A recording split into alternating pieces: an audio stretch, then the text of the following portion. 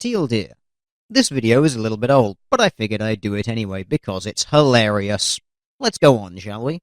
But sometimes think about, why is a woman acting the way she is? It's not like we wake up in the morning thinking, ooh, I'm gonna be a bitch today! I'm pretty sure that after a while it just comes naturally, and develops into a medical condition known as permanent bitch face.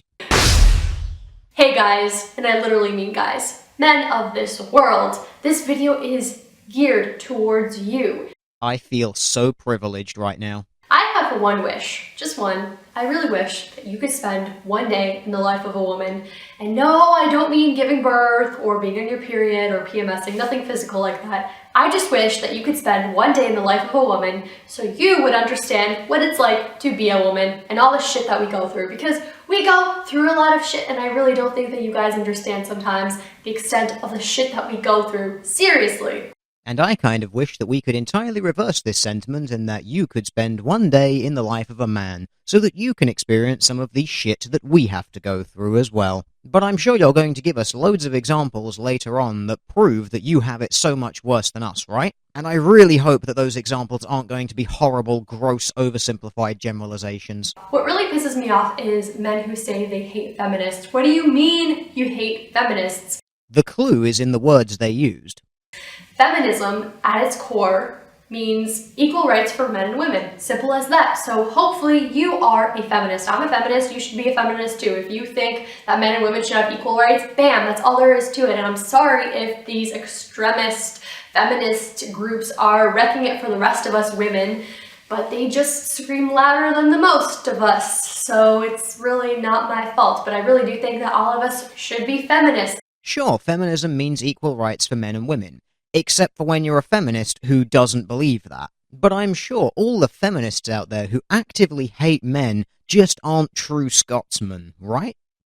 I also couldn't help but notice that you don't actively decry these people, implying that even though they actively oppose the things that you believe, they are still somehow feminists. So why on earth would I want to associate myself with, and indeed help a movement that contains people who hate me purely because of my existence? And seriously, why are you so desperate for everyone to identify as a feminist by default? With such a small number of people calling themselves feminists, you're already struggling to identify who are proper feminists and who are not, so surely adding more people to the fray is only going to make that more difficult. Alright, I'm not going to talk about feminism again because I know the dreaded F word, dreaded by all men, so I'm not going to talk about it, but the reason I'm going to say this is because it really does piss me off when men say that they don't like feminists. I'm sorry, would you like me to put all that stuff back up on the screen that I just had up a few seconds ago? Or instead of repeating myself, I guess I could always just find some more stuff proving to you why men don't like feminists and feminism in general. What really pisses me off is men that call women bitches and blame the feminist movement for the reason that they are single. And I have to read you this article that I found on my laptop. Why did you feel a need to wave that thing at us? Is it so you can show all the hipsters that you're down with the kids because you're using all the latest Apple products? So that you can just ingratiate yourself into that San Francisco Bay clique culture that they've got going on? Or are you trying to say, look at me, I'm so oppressed because I could only afford a MacBook as opposed to a MacBook Pro? Yeah, life is hard, I guess. And I'm going to read you a part. It's called The Sexodus, Part 1, The Men Giving Up on Women and Checking Out of Society. And it's clearly by an anti-feminist. Is it? Is it clearly by an anti-feminist? Because it sounds to me like it was more written by someone who is just observing a pattern that's happening in societies around the world. But hey, let's not jump to conclusions, shall we? Let's have a look at what that article actually says. Marriage is dead. Divorce means you're screwed for life. Women have given up on monogamy. Not true. Yes, it's so not true that women are giving up on monogamy that they are initiating between 60 and 90% of all divorces. And let's take this one step further and consider the fact that women are massively more likely to cheat in relationships than men, with some 25% of women saying they would definitely have an affair if an outsider piqued their interests. And let's go one step even further and realize that there are increasing numbers of women citing sexual dissatisfaction as reason to end monogamous relationships. Gotta admit, it's not looking good, but let's not let facts and evidence get in the way of your emotional reaction, so do please continue. Which means which makes them uninteresting to us for any serious relationship or raising a family. And with the sexual revolution and easy accessibility to contraception, I think women are finally realizing that with great power comes great responsibility. By all means, go out and have as many casual affairs as you want, but be aware that those actions will have consequences. While you are in your late teens and early 20s, going out having as many affairs as you want as is completely your right to do, be aware that at that age, a lot of men are looking for a committed monogamous relationship to find someone that they can be with and start a family with. And that by the time the women hit their 30s, panic and realize that they're not in a relationship, that by that point in time, all the men have lost interest in them. To which they are met with the inevitable howls of, "Where have all the good men gone?" The answer is, they were back in your late teens and early 20s, where you friend-zoned them. And it continues on later on to say, this is my favorite part, by the way, social commentators, journalists, academics, scientists, and young men themselves have all spotted the trend. Among men of about 15 to 30 years old, ever-increasing numbers are checking out of society altogether, giving up on women, sex and relationships, and retreating into pornography, sexual fetishes, chemical addictions, video games, and in some cases, boorish lad culture, all of which insulate them from a hostile, debilitating social environment created, some argue, by the modern feminist movement. I'm sorry, but that is wrong on so many levels. You're blaming feminists for the fact that you're hibernating. Hashtag kill all men. Boys are stupid, throw rocks at them. All men are rapists. Manspreading. Man-slamming. Fart rape. When you keep hearing this shit day after day after day, what exactly do you think is going to be someone's response? And considering all of these initiatives are either started by or supported by feminists, can you see where the connection is? Yet no, of course you can't. I really can't stand men blaming the feminist movement, and I will explain to you why. I will explain to you what it's like to be a woman, and hopefully someone will understand. Alright, I'm psyching myself up for this. This is gonna be good. I open my fridge, decide there's no food, so I put on some clothes, don't even bother with the makeup, and head to the grocery store. I do not ask to be hit on.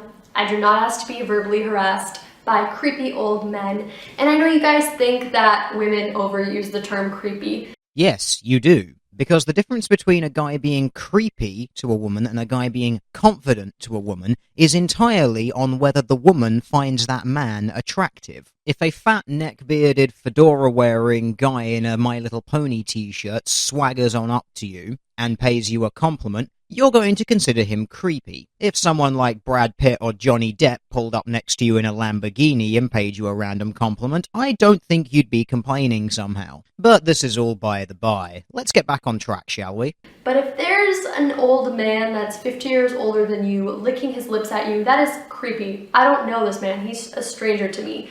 And he could have a mental disability or be the survivor of a stroke. I think what you've just done falls under the category of ableism or something like that, you oppressive shitlord.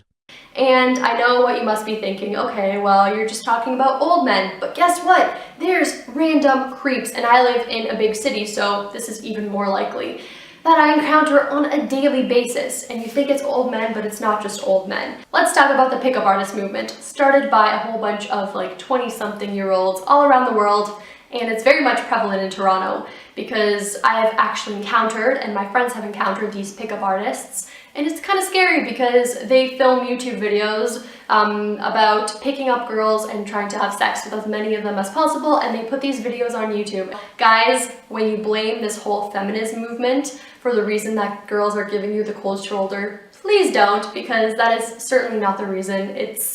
It's the fact that there's a whole bunch of creeps and we really don't know who to trust. We just learn to distrust everyone on the street. So guys shouldn't blame feminists or indeed women for giving them the cold shoulder. However, you yourself have just stated that you have learned not to trust men by default. And who put that idea in your head? Was it the fact that some men just want to talk to women and actually get to know them and, God forbid, try and start a relationship with them? Or was it the people who are constantly telling you that all men are rapists? Now, I'm not going to defend the pickup artist movement because I think a fair amount of what they say is complete and utter bullshit. However, I would like you to sit and actually watch some of the videos of the seminars that some of those guys give. And then you realize that actually a lot of it is more just about promoting confidence in people. So much of what they say is quite literally, just go and talk to someone, you're not losing anything by trying. If they immediately reject you, walk away. If they don't,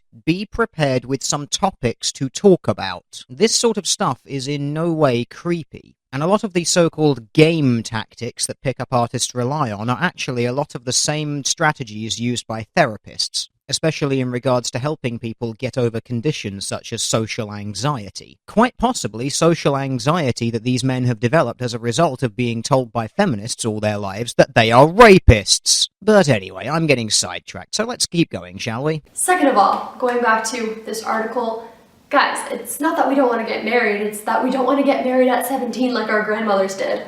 My grandmother got married at 17, she had her first kid at 17, aka my dad, and when I think about who I was at 17, I was totally not ready to even be in a committed relationship. I really do think that you need time to grow as a person before you can be in a relationship. I mean, I think about how much I've changed even this year. I finally found myself this year. I know what I want now, I know what I like, and I think those are qualities that only help you when you're in a relationship. So I think that's important for guys and girls to do. Just take some time to be by yourself, to be single, and get to know what you like and what you want with life, so no one else sways you to make those decisions.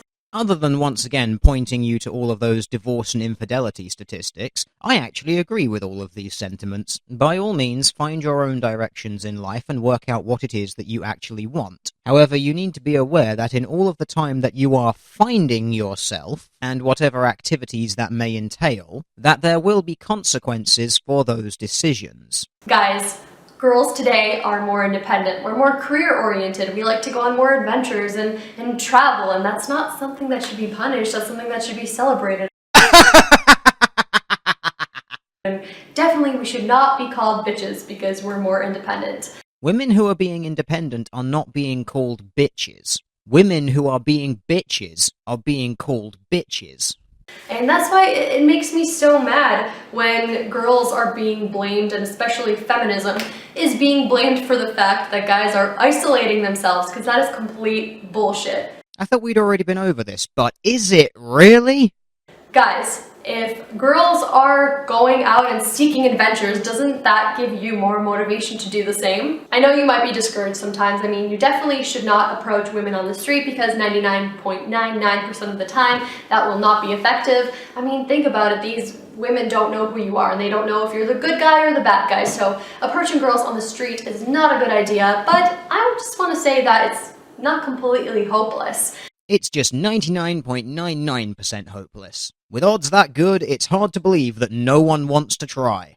I mean, because women are so much more independent and seeking out adventures and stuff, that is exactly how you find a girl that you want to spend time with. And you have just entirely legitimized the pickup artist community with that one sentence. I mean, if you go on adventures and you seek out similar things, that's a great place to meet a person that's like freaking awesome. Well, hey, you like making social commentaries on the internet?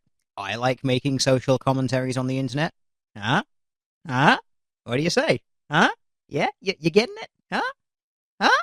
Yeah, no, it's totally not going to happen, is it? So, I mean, if you like certain things, if you like certain interests, and if you join clubs, that's a great place to find a girl. So your situation is not entirely dire, and you definitely shouldn't go into hibernation mode like this article suggests. I'm telling you, I just thought it was so bullshit that I'm going to link it down below if you want to read it, because I really do want to know what you think about this article, but I just thought it was complete BS, because blaming feminism for this, we definitely should not be blaming feminism. We should be blaming the guys that wrecked it for the other guys in the first place. Of course, it's always men's fault, isn't it? Because at no point throughout this video have I given you several quotes proving that there are several feminists out there who actively hate men, and that this image will be carried across to the entirety of feminism. I think the more important questions to be asking here is, why are conditions such as depression and social anxiety on the rise? And why is it that in this day and age the rates of male suicide continue to climb? Food for thought. Alright, so that's all I really wanted to say today. I really am interested to know what your opinions regarding this are. So interested that you have in fact now hidden the video from public view so you don't get any more backlash from it. I guess facts, evidence, and logic were just too much for you to handle. Score 1 for the patriarchy!